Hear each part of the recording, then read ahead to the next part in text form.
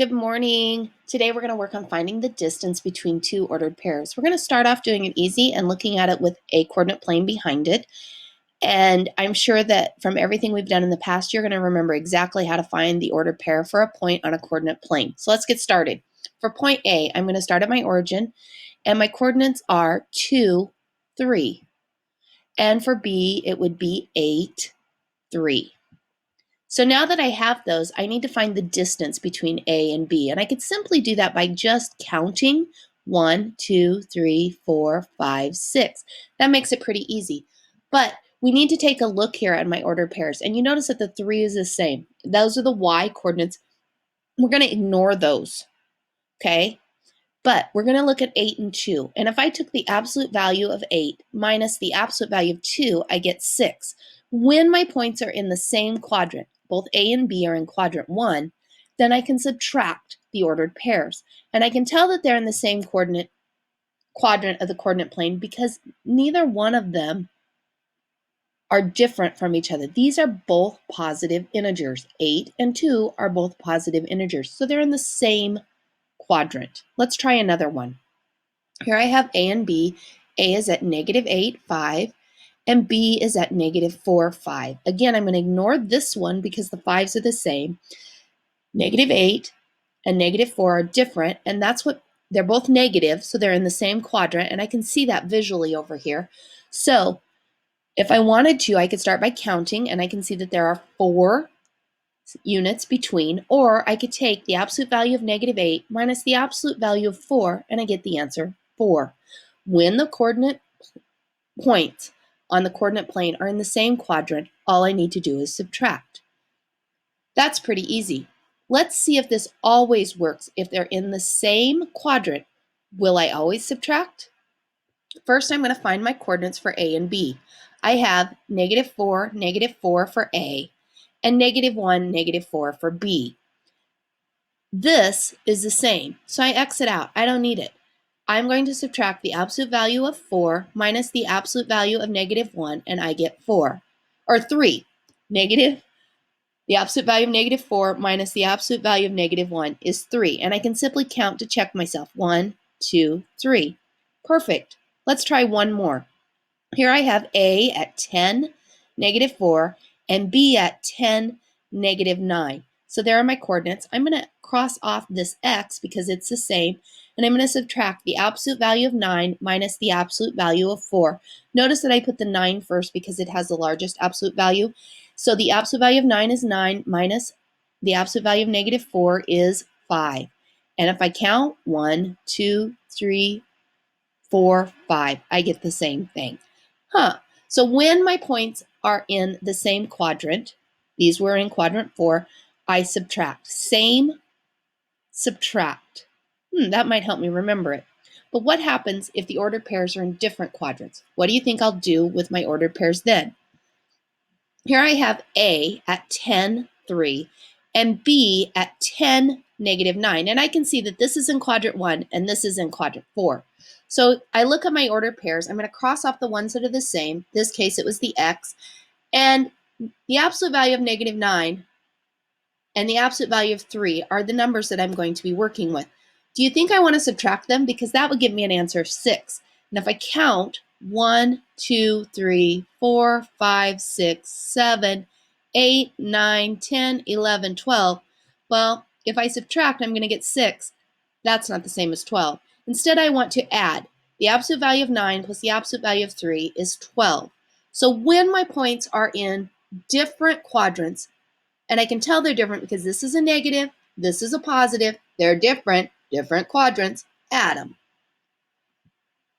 Makes sense, huh? Let's try a couple more just to make sure that we're on the right track. Here I have A and B. I can see visually right away they're in different quadrants, so I know I'm going to add. But let's take a look at this. Here are my ordered pairs for A and for B. I'm going to cross off the -3s because they're the same, and I'm going to add 5, the absolute value of 5, plus the absolute value of -4 for the answer of 9. Let's count. 1, 2, 3, 4, 5, 6, 7, 8, 9. Perfect. So when they're in different quadrants, in this case, quadrant 3 and quadrant 4, I add their absolute values. Try it again. The coordinates for A are negative 7, 7, and the coordinates for B are negative 7, negative 7. I'm going to cross off the X's because they're the same, identical. And I'm going to look here and I'm going to add the absolute value of 7 plus the absolute value of negative 7 to get 14. Quick count will tell me if I'm right. 1, 2, 3, 4, 5, 6, 7, 8, 9, 10, 11, 12, 13, 14. Exactly right. We're just pretty awesome, aren't we? Let's try some on our own. Here's your first one. I'm going to stop the video. You're going to find the coordinates for the sand buckets and for the treasure chest. And then you're going to find the difference between these two. You're going to notice that this is in quadrant 1 and this is in quadrant 2. They're in different quadrants, so make sure you add either the X or the Y, whichever is different. You're going to add their absolute values.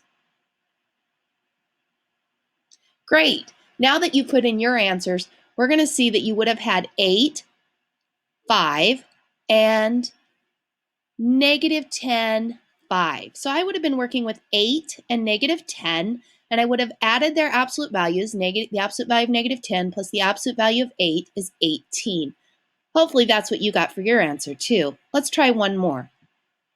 Notice that these are in the same quadrant. Both the palm tree and the ball are in quadrant 2.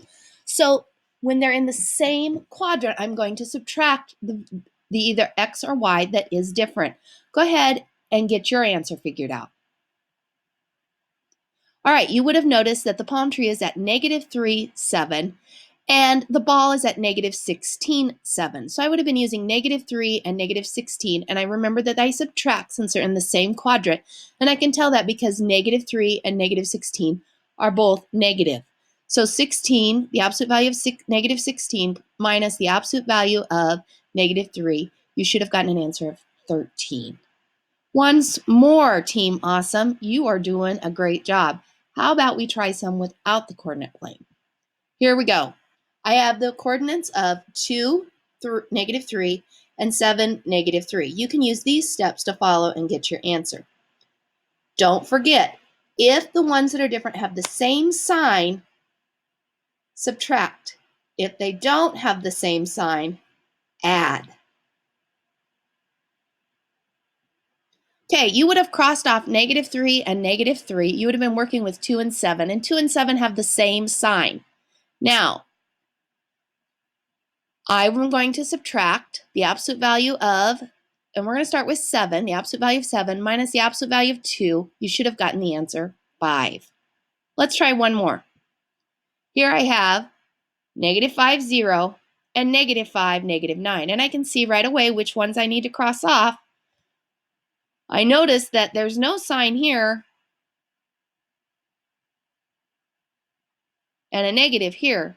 Well, that's kind of like saying, no, they have different signs, or you could say they have the same signs. It's not going to matter which you do, you're going to get the same answer. Go ahead and put your answers in. If you said subtract, that would work because the absolute value of negative 9 minus the absolute value of 0 is 9. And if you said add, 0, the absolute value of 0 is 0, and the absolute value of negative 9 is 9. 0 plus 9 is 9. You would have gotten the same answer.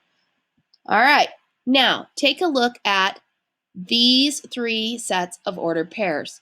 You're going to find which one has the absolute value of negative 4 for a distance between them.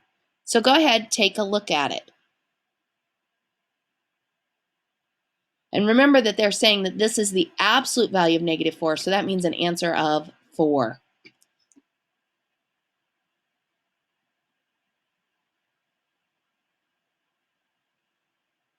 Great, hopefully you had enough time to figure it out and get your answer in, and you would have chosen A.